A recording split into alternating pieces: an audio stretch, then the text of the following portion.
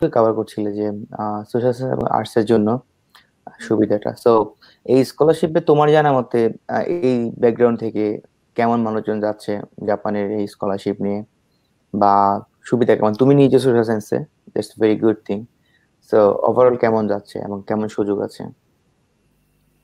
আমি যতদূর জানি আসলে এই স্কলারশিপটা যেটা আগে বলেছি এডুকেশন, কালচার, স্পোর্টস, টেকনোলজি সবকিছুতেই কিন্তু মানে কভার করে। তো সায়েন্সের স্টুডেন্ট, আর্টসের স্টুডেন্ট, হিউম্যানিটিস যেটাকে বলে বা কমার্সের স্টুডেন্ট সব ব্যাকগ্রাউন্ড থেকে স্টুডেন্ট আসলে এখানে পড়াশোনা করে আসতে পারে, করতে আসতে পারে এই স্কলারশিপের আন্ডারে।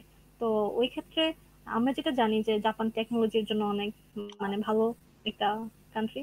তো ওই ক্ষেত্রে অনেকে স্টেমের সাবজেক্ট থেকে আসে বা টেকনোলজির যে ইঞ্জিনিয়ারিং সেকশন থেকে আসে। তো এটা আসলে আমরা চুজ করি, ওই মানুষগুলো চুজ করে, ওরা আসে বেশি এক্সেপ্টেড হয় সেজন্য ওই নাম্বারটা অনেক হাইলি হাইলাইটেড থাকে।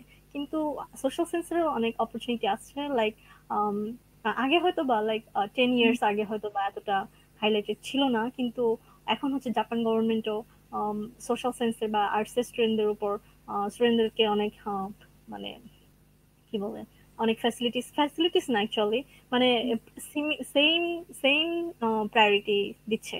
এবং কথা হচ্ছে ওই যে প্রফেসর ম্যানেজ করা, যদি ওইভাবে ম্যানেজ করে আসতে পারে তাহলে তো আই মিন কি বলে অপরচুনিটি সেম, স্কোপ সেম, সায়েন্সের স্টুডেন্টদের মতোই। আর আর যেটা হচ্ছে যে প্রত্যেকটা ডিপার্টমেন্ট, প্রত্যেক ইউনিভার্সিটিতেও গ্রাজুয়েট স্কুল থাকে, লাইক আমি অলরেডি মেনশন করেছি graduate school of political science, legal studies, law, তারপর হচ্ছে কমার্সের জন্য বিজনেস স্কুল থাকে। তো ওইগুলো হচ্ছে আসলে ডিপেন্ড করে যে কে কিভাবে হচ্ছে অ্যাপ্রোচ করে আসতে পারে এতদূর। তো সায়েন্সের ওরা আসে, আমরা সিনিয়র পাই অনেক সায়েন্সের, আমরা সিনিয়রদেরকে অ্যাপ্রোচ করতে পারি, তো ওইটা আমাদের জন্য কনভিনিয়েন্ট হয়। আর্টসের হচ্ছে মানুষজন এত বেশি হাইলাইট করে না, তো এত বেশি হেল্প পাওয়া যায় না, যার কারণে অনেকে অনেক মানে কি বলে ডিমোটিভেটেড হয়। এটা হচ্ছে রিজন।